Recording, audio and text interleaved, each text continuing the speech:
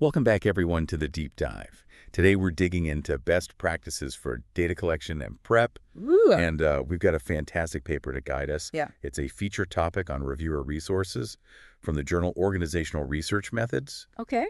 And full disclosure, this one's a little dense, but trust me, it's worth the effort. Definitely. Gwynn, Hill, and Bailey. Gwen's. Yeah, like the beer.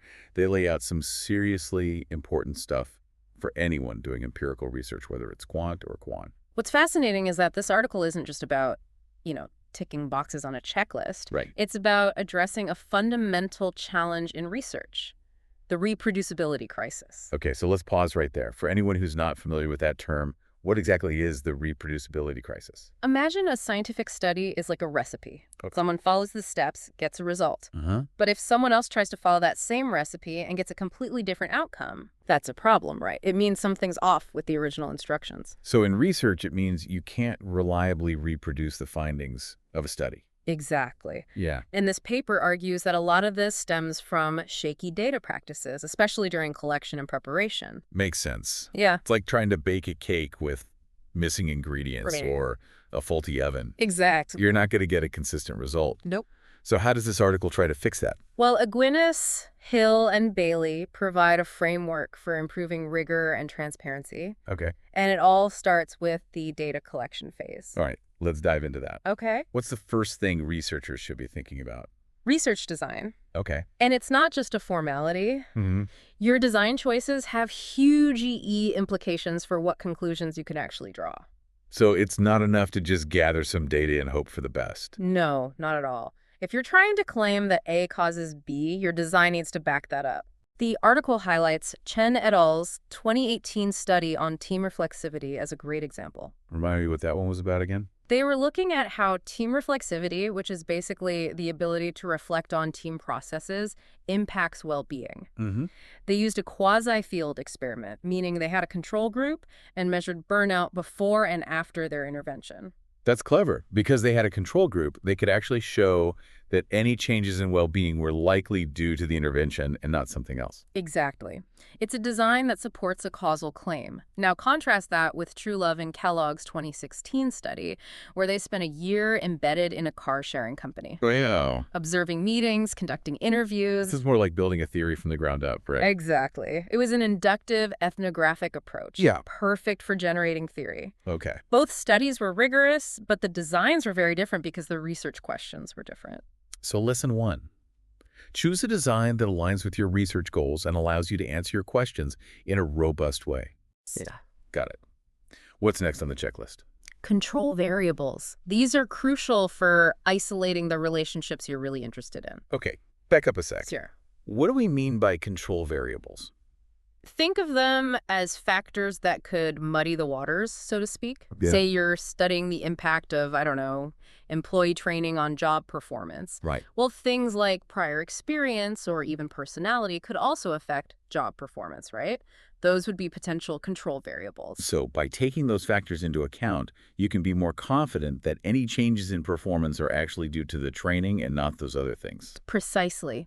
The article emphasizes that you shouldn't just throw in every possible control variable. You need a solid theoretical reason for including each one.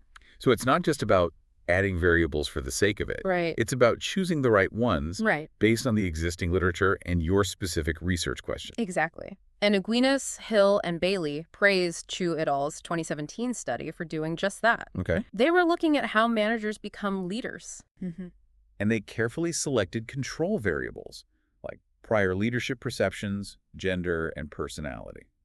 Because those factors have been shown to be relevant in leadership research. Precisely. And just as important as choosing which control variables to include is being transparent about the ones you don't include. Why is that important? Sometimes researchers test a bunch of controls and then only report the ones that were statistically significant. That can create a biased picture. So being upfront about all the controls you tested, whether they were significant or not, adds another layer of transparency. Exactly. Okay, research design, check. Control variables, check. What else do we need to consider during data collection? Next up is sampling. This is about who or what you're studying, and it has huge implications for how much you can generalize your findings.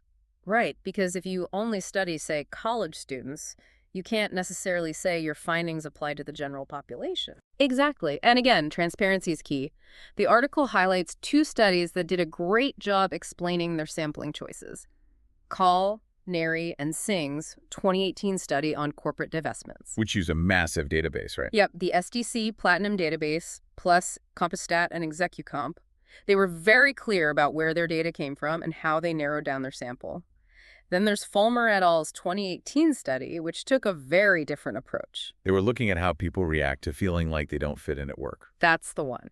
And they specifically recruited people who'd recently experienced a work change or were really invested in their careers. They targeted LinkedIn and Facebook alumni groups from 2 specific universities. So a much more focused sample, but still they explain their rationale, which makes their findings more credible. Exactly. It shows they were intentional about who they studied and why. All right, sampling, check. What's the last hurdle in the data collection phase? The elephant in the research room. Missing data. Ugh, yes, it's like that one sock that always disappears in the laundry. So frustrating. But seriously, how you deal with those gaps can really impact your analysis. Absolutely. Aguinis, Hill, and Bailey urge researchers to be both careful and transparent in how they manage missing data. Makes sense. So what are some good examples of how to do that? Kalinanim et al. 2013 study on CRM outsourcing is a nice example of a practical approach. When they were missing data on IT expenses, they first tried to find it in other company reports. If that failed, they used the industry average for that year. So a sensible workaround, but importantly, they explained exactly what they did so others could judge whether it was appropriate. Transparency is key. Then there's Antonaki's, House, and Simonton's 2017 study on intelligence and leadership. They went above and beyond, actually running simulations to test whether their missing data was random or systematic. Wow, that's impressive. Not everyone goes to that level of detail. And that's exactly the point the article is making. These seemingly small decisions about missing data can really affect the trustworthiness of the findings. Okay, so we've covered a lot of ground when it comes to data collection. Research design, control variables, sampling procedures, and missing data management. Phew. Time for a break. Not quite. We're only halfway through our deep dive. Now it's time to move on to data preparation, that crucial stage where we polish those raw diamonds and get them ready for analysis. Ooh, I love that analogy. So what's the first step in giving our data that sparkling clean finish? Outlier management. Outliers are those data points that are way off from the rest, and they can really skew your results if you're not careful. Like having one super tall person in a group that throws off the average height calculation. Perfect analogy. And Aguinis, Hill, and Bailey emphasize that deciding how to handle outliers is a judgment call, but one that needs to be made transparently. So no sweeping those pesky outliers under the rug. Definitely not. They contrast 2 different approaches. Deneen et al., in their 2017 study on resume fraud, took a very conservative approach, only removing outliers that were both statistically and substantively extreme. So they had a high bar for what constituted an outlier. Exactly. On the other hand, Neckebrook et al., in their 2018 study on family firms, used a technique called Windsorizing, where they capped extreme values at a certain threshold. So instead of removing outliers completely, they reined them in a bit. The key here is that both teams were transparent about their outlier management procedures. Absolutely. Whether you remove, adjust, or keep those outliers, be upfront about your decision and explain your reasoning. Transparency builds trust, right? It lets others evaluate whether your choices were appropriate. What's next on the data preparation checklist? This one's particularly interesting, especially given the challenges in our field. Corrections for artifacts, those distortions in data that can come from limitations in our measurement tools or even the nature of what we're studying. Okay, before we go any further, let's unpack that a bit. What exactly are these artifacts, and why do we need to correct for them? Think of it this way. In some fields, they have super precise instruments, electron microscopes, telescopes. We don't always have that luxury in organizational research. Right, our measures aren't perfect, and those imperfections can lead to biased results. Exactly. So these corrections are attempts to account for those distortions and get a clearer picture of the true relationships between variables. It's like adjusting a microscope lens to get a sharper image. Ah, that makes sense. But the article points out that many researchers aren't transparent enough about how they're using these corrections. Right, and Aguinis, Hill, and Bailey urge us to be more meticulous in our reporting. They highlight Wang et al.'s 2014 meta-analysis on personality and adaptive performance, which did a fantastic job of this. They clearly laid out how they corrected for measurement error and range restriction, even providing the formulas they used. Yeah, that's what I call transparency. And Schaefer and Postlethwaite's 2012 meta-analysis comparing different types of personality measures provides another great example. They also gave detailed descriptions of their correction procedures, including why they chose certain methods over others. So being clear about these corrections allows others to replicate your analysis and assess the validity of your findings. It's about showing your work, so to speak. Precisely. Okay, we've tackled outlier management and corrections for artifacts. Ready for the final item on the data preparation checklist. Bring it on. What's the last step in getting our data ready for prime time? Data transformations. This is where things can get a bit complex. It involves manipulating the data to meet certain statistical assumptions or make patterns more apparent. Yes, data transformations. I remember grappling with these in my stats classes. But the article points out that many researchers aren't clear enough about why they're transforming their data and what specific procedures they're using. Exactly. And again, Aguinas, Hill, and Bailey are calling for more clarity and justification. They give the example of Courtright et al., 2016 study on abusive supervision. They had to transform their data because it was skewed. The scores weren't evenly distributed. And they explain their rationale for the transformation. They did. And they even tested their hypotheses with both the transformed and untransformed data to show that the results were consistent. Talk about thorough. It shows they carefully considered the implications of their data transformation and were completely transparent about their process. Another great example is McDonnell and Braden's 2013 study on corporate reputations. They had to transform their reputation ranking scores because some companies were unranked and the scores were unevenly distributed. And they spelled out exactly how they created their ordinal transformation, right down to explaining why they assigned a value of 0 to unranked firms. Exactly.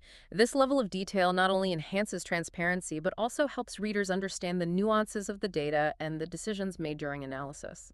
So to recap our data preparation checklist, we've got outlier management, corrections for artifacts, and data transformations. These might seem like technical details, but they can have a huge impact on the validity and trustworthiness of the findings. They absolutely do. And the overarching message from Aguinas, Hill, and Bailey is this. We need to be more transparent and rigorous in these early stages of the research process. It's not just about getting statistically significant results. It's about ensuring that our findings are credible and replicable. That's a powerful message. It really underscores the importance of careful data collection and preparation, and ultimately comes down to cultivating a critical eye when we see those research findings. Don't just take them at face value. Ask yourself, how was the data collected? How was it prepared? Were there any red flags? Precisely. That's what Aguinas, Hill, and Bailey are advocating for.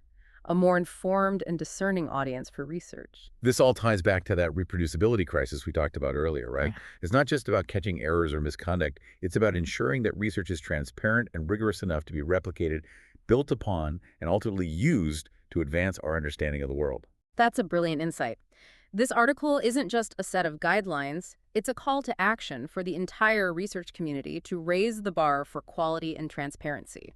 Aguinas, Hill, and Bailey also mention that more transparent reporting might mean longer manuscripts, which makes you wonder, is it time to rethink how we value conciseness versus detail in academic publishing? That's a fantastic question. It highlights the need for ongoing conversations about how we can balance the need for clear, concise communication with the imperative for transparency and replicability in research. Well, I think that's a great place to wrap up our deep dive today. Thanks for joining us. It's been a pleasure. Until next time, keep questioning, keep exploring, and keep diving deep.